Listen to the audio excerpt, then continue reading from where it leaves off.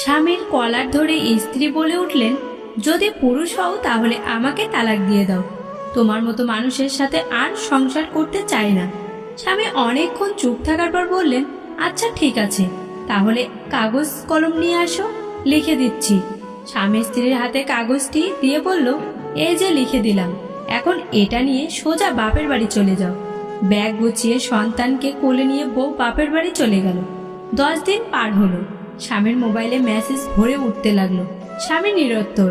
15তম দিন থেকে শুরু হলো কল, কখনো পরিচিত স্ত্রী, শ্বশুর, শাশুড়ি, শ্যালক, শালিকার নাম্বার থেকে, কখনো অপরিচিত নাম্বার থেকে।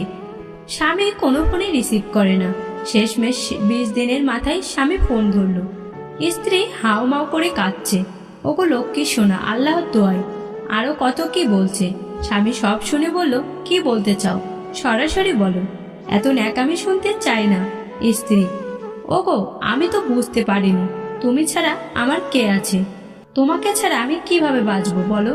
স্বামী, তুমিই তো বললে পুরুষ হলে তালাক দাও। স্ত্রী, তুমি পুরুষ, আমি তো মহিলা, আমার এখন বুদ্ধি কম। স্বামী, আচ্ছা ভেবে দেখি, এর আগে তোমাকে একটা কাজ করতে হবে। স্ত্রী, যা বলবে তাই করব। স্বামী, এখন তো এগুলো বলবেই, এত ব্যস্ত হইও না, ভেবেচিন্তে কাজ করতে হবে। মাশাআল্লাহ, মাশাআল্লাহর ব্যাপারে আছে। আচ্ছা, যে কাগজটা তোমাকে দিয়েছিলাম সেটা কি আছে তোমার কাছে? স্ত্রী, হ্যাঁ আছে। স্বামী, ওটা খুলে দেখেছিলে? স্ত্রী, না। স্বামী, কি লিখেছিলাম তাও তো মনে নেই। কাগজটা হাতের কাছে থাকলে একটু পড়ে শোনাও তো। স্ত্রী কাগজ খুলে পড়তে শুরু করলো। আসমান যদি নিচেও নেমে আসে তবুও তোমায় তালাক দিব না আমার প্রিয়সী। ভালোবাসা তো এমনই হওয়া উচিত। হালাল সব সময় সুন্দর। সেই পুরুষ সত্যিই চমৎকার, যে 1000 নারীতে নয়, একটা নারীতেই আসক্ত। যুদ্ধ এবং প্রেমে কোনো কিছু পরিকল্পনা মতো হয় না। বিয়ের পর স্বামীর সাথে আপোষ করে চলতে না পারলে ডিভোর্সের পর পুরো পৃথিবীর সাথে আপোষ করে চলতে হবে। তুমি যদি মনে করো তুমি ঠিক, তা সত্ত্বেও মানুষ তোমার সমালোচনা করছে, কটু কথা শোনাচ্ছে, তাহলে তাতে কান দিও না।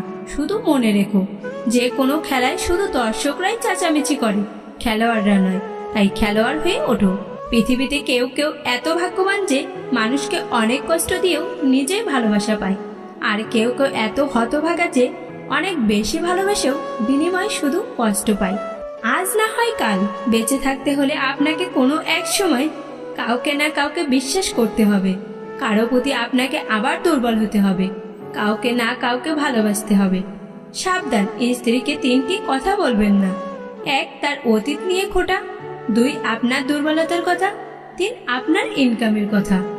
ভালোবাসা দূর থেকেই সুন্দর। দূরত্ব কমিয়ে আনলে একসময় গুরুত্ব কমে যায়, মনের দূরত্ব বাড়তে থাকে।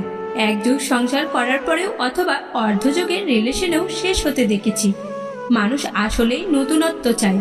ঠিক যেমন পুরাতন টি শার্টটি অবহেলায় ফেলে রাখে, নতুনটা পরতে ভালো লাগে। মানুষের মাঝে পরিবর্তন এসে গেছে।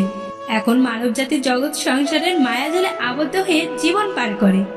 ভিডিওটি ভালো লাগলে প্লিজ একটি লাইক করবেন, কারণ আপনাদের একটি লাইক আমাদের পরবর্তী ভিডিও বানাতে উৎসাহ যোগায়।